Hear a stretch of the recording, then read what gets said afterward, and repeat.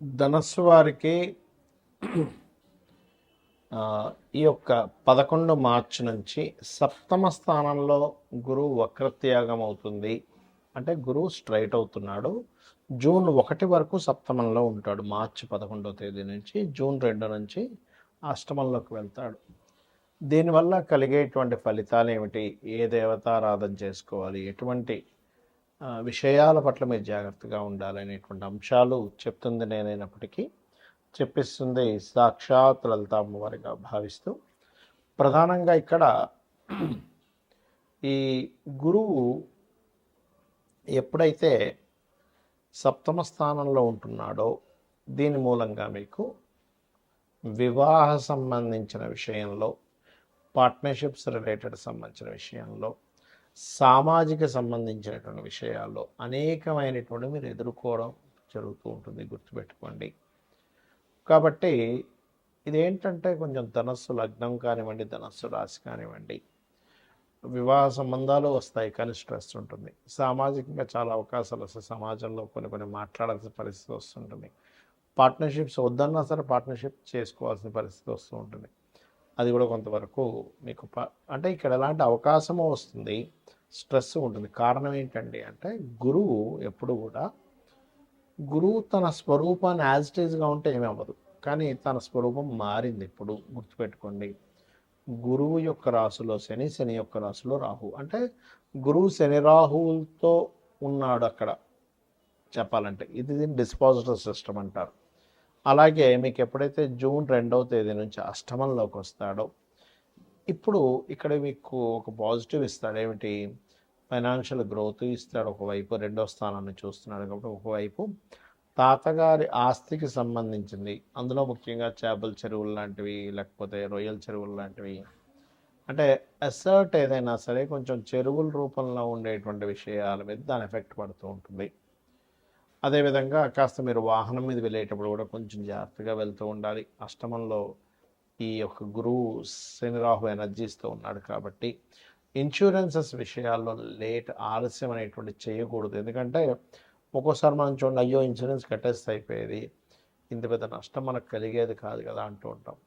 కాబట్టి ఆ కండిషన్స్ ఏంటి అవన్నీ చూసుకొని మీరు కట్టండి. మరియు దీంతోపాటు మీరు అర్ధాష్టమ శని ఒకటి నడుస్తుంది కాబట్టి ఏదైనా ప్రాపర్టీ తీసుకునేప్పుడు కాస్త చూసి తీసుకోండి. నిత్యము కూడా లక్ష్మీ నరసింహస్వామి యొక్క ఆరాధన చేయండి. శని రాహు కేతు గ్రహాల దగ్గర దీపారాధన చేయండి. అన్ని విధాల మీకు బాగుంటుంది. అయితే మీ యొక్క పర్సనల్ చార్ట్లో ఏదైనా ఒక గ్రహం వక్రించిందనుకోండి, అసలు మనకి మొత్తం 9 గ్రహాలలో అంటే రవిచంద్రులు ఎప్పుడు వక్రించవు, రాహుకేతువులు ఎప్పుడు వక్రగతిలోనే ఉంటాయి. అయితే ప్రత్యేకంగా వక్రించేటువంటి గ్రహాలు ఏమిటి అని చెప్పి చూసుకున్నట్లయితే గురువు, శని, కుజుడు, బుధుడు, శుక్రుడు, ఈ 5 గ్రహాలు. మన పర్సనల్ చార్ట్లో వక్రగతి చెందిన గ్రహానికి నాడీ ఆస్ట్రాలజీలో, గురుగునంద నాడీ ఆస్ట్రాలజీలో ఒక విశేషమైనటువంటి అర్థం చెప్పారు. దానికి ఏమిటది? గురువు వక్రించాడు ఉదాహరణకి అంటే జీవుడు తన ఉన్న ప్రదేశం నుంచి మారుతాడు ఒకటి. రెండవది, తను ఏ రాశిలో ఉండి వక్రించి ఏ రాశి వైపు వెళ్తున్నాడో దాన్ని బట్టి కూడా రిజల్ట్ ఉంటుంది. ఏ గ్రహాన్ని వదిలిపెట్టి ఇంకే గ్రహంలోకి వెళ్తున్నాడు అనే దాన్ని బట్టి కూడా రిజల్ట్ ఉంటుంది. అక్కడ ఒక శుభగ్రహం ఉండి వదిలిపెట్టి పాపగ్రహం వైపు వెళ్తే ఇతను ఉన్న ప్రదేశం మారడం వల్ల, లేకపోతే కొన్ని వదిలేయడం వల్ల చాలా ఇబ్బంది పడతాడని అర్థం. అలా కాకుండా అంటే ఎలా అంటే ఇప్పుడు చూడండి, మనకి మంచి మనుషులను వదిలేసి అనవసరమైన దీంట్లో వెళ్తున్నాము అని చెప్పొచ్చు. ఇది శుభగ్రహంతో ఉన్నటువంటి గురువు వక్రించి పాపగ్రహం వైపు వెళ్తాయి.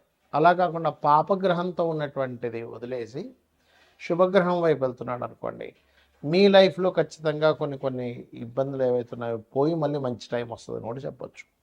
అయితే జూపిటర్ వక్రగతి అనేటువంటి పాస్ట్ లైఫ్ అని చెప్తుంది. ఏ గ్రహమైన వక్రగతి అంటే పూర్వజన్మల్లో కొన్ని దేవతా సంబంధించినటువంటివి, గురు సంబంధించినటువంటివి, అదేవిధంగా స్పిరిచువల్ రిలేటెడ్ సంబంధించినవి, గురువు సేవ సంబంధించినవి కొన్ని మీరు పెండింగ్లో ఉన్నారు, అవి మీరు తీర్చుకోవడానికి ఈ జన్మ ఎత్తారు అనేటువంటిది మీరు అర్థం చేసుకోవాలి. ఇక అంటే ఎవరికైనా గైడింగ్ చేయడం అనుకోండి, టీచింగ్ చేయడం అనుకోండి, ఇవన్నీ కూడా అనుకోండి. ఇక రెండవది, శని గనక వక్రించాడు. ఇక్కడ కూడా మీరు శని అంటే కర్మకారకుడు, ఉద్యోగానికి కారకుడు కాబట్టి ఈ ఉద్యోగానికి కారకుడైన శని మీ జన్మజాతకంలో ఏ రాశిలో ఉన్నాడు?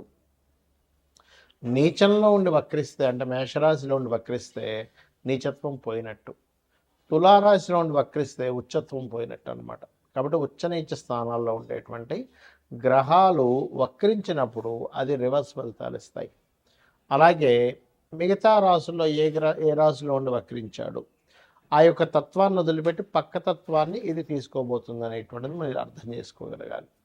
అలాగే ఇక్కడ ఏంటంటే ఎప్పుడైనా శని భగవానుడు వక్రించాడు అంటే పూర్వజన్మల్లో మనము చేయవలసినంత జాబ్ అనుకోండి, మనం ఎక్కడో మనకు ఒక జాబ్ ఇస్తే ఆ జాబ్ని సరిగా చేయకపోవడం వల్ల మన కర్మలు కొన్నిటిని వదిలేసాము, పూర్తి చేయలేదు.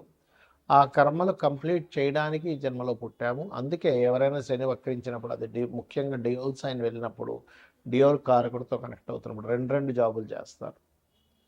అది ఇక మరొక విషయం ఏంటంటే ఇక్కడ ఉన్న ప్రదేశం నుంచి ఇతర ప్రదేశాలకు వెళ్తే వీళ్ళ యొక్క కెరీర్ బాగుంటుంది అనేటువంటి సంకేతం మీ జన్మజాతకంలో కనుక శని వక్రించాడంటే.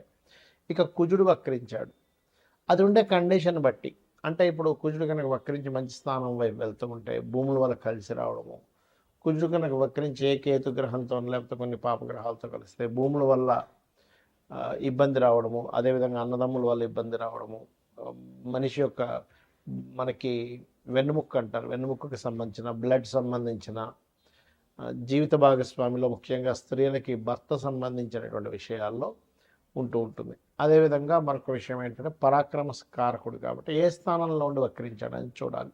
4లో ఉండి వక్రిస్తే 3లోకి వస్తున్నాడు కాబట్టి పరాక్రమం ఉంటుంది. అంటే ఇక్కడ ఏంటంటే అది ఎన్ని డిగ్రీల్లో ఉండి వక్రించింది, ఏ నక్షత్రంలో ఉండి వక్రించింది, ఏ రాశిలో ఉంది వక్రించింది, వక్రించిన తర్వాత ఏ గ్రహాలన్నది కనెక్ట్ అవుతుంది అనేది ముఖ్యంగా చూడాలి వక్రించిన గ్రహం మూలంగా. అలాగే బుధుడు శుక్రుడు. బుధుడు వక్రించాలంటే దాని అర్థం ఏమిటంటే నాలెడ్జ్ షేర్ చేయడానికి పుట్టావు నీవు ఎంత నాలెడ్జ్ని షేర్ చేస్తూ ఉంటే లైఫ్లో అంత ఎదుగుతూ ఉంటావని దీని యొక్క అర్థం. అదేవిధంగా పూర్వజన్మల్లో కొన్ని రిలేషన్స్ పోగొట్టుకొని మరలా ఆ రిలేషన్స్ కనెక్టివిటీ కోసం ఈ జన్మ ఎత్తడం జరుగుతుంది. బికాజ్ ఆఫ్ బుధుడు ఇస్ రిలేషన్స్ కారకుడు, ఇది ప్రధానంగా గుర్తుపెట్టుకోవాలి. ఇక శుక్రగ్రహం ఎప్పుడైనా సరే గుర్తుపెట్టుకోండి, శుక్రుడు భార్యాకారకుడు, ధనకారకుడు కాబట్టి ధనము ఉన్న ప్రదేశం నుంచి ఇతర ప్రదేశాలకు వెళ్ళడం వల్ల వస్తుందని చెప్పొచ్చు. లేదా ఇతర ప్రదేశాలకి వెళ్ళినప్పుడు కొంతమందికి ఇబ్బంది జరుగుతుంది. ఎప్పుడంటే పక్క రాశుల్లో కనుక అది వక్రించిన రాశి, అంటే ఉదాహరణకి మేషంలో వక్రించాడు, మీనంలోకి వెళ్తున్నాడు, ఉచ్చస్థానం వైపు వెళ్తున్నాడు. అలా కాకుండా మీనంలో ఉచ్చస్థానంలో వక్రించాడు, ఉచ్చస్థానం పోగొట్టుకుంటుంది. అదేవిధంగా ఏ రాశిలో అయినా శుక్రుడు వక్రించినప్పుడు ఆ వెనక రాశిలో ఉండే ప్లానెట్ ఏమిటి, ఆ వెనక రాశిలో ఉండే ప్లానెట్ యొక్క స్థితి ఎలా ఉంది కూడా చూసుకోవాలి. ఇక మీరు ఈ గ్రహాలు వక్రించినప్పుడు దానికి సంబంధించిన, అంటే కొంతమందికి స్త్రీలతో, ఇప్పుడు శుక్రుడు అనుకోండి, స్త్రీలకు చేయాల్సినవి కొన్ని బ్యాలెన్స్ ఉండిపోయాయి, అంటే చెల్లి అనుకోండి, భార్య అనుకోండి. అదేవిధంగా అందుకే కొంతమంది సప్తమంలో కనుక తన శుక్రుడు వక్రిస్తే జీవిత భాగస్వామి దూరంగా వెళ్ళడం, జీవిత భాగస్వామితో ఏదో కారణం చేత దూరంగా ఉండడం కూడా జరుగుతుంటుంది లగ్న సప్తమాల్లో వక్రించినప్పుడు. ఇక ఇవన్నీ ఒక ఎత్తు అయితే మీ పర్సనల్ చార్ట్లో మనం గోచార ఫలితాలు ఎలా అయితే చెప్పుకుంటున్నాం, పర్సనల్ చార్ట్లో ఉండేటువంటి లగ్నం నుంచి 12 భావాధిపతులు ఎలా ఉన్నాయో చూసుకోవాలి. అంతేగాని ఎల్నాటి శని వల్లే నాకు ఇబ్బంది వస్తుంది, కాల్సపు దోషం వల్ల ఇలా వస్తుందని అనుకోవడం కాదు. ఇవి చూసుకుంటూ మీకు సరే మీ జాతకం తెలియదు, రెగ్యులర్గా రోజు లలితా సహస్రనామాల యొక్క శ్రవణం కానీ పఠనం కానీ చేయండి, ఖచ్చితంగా మీకు బాగుంటుంది. శ్రీమాత్రే నమః.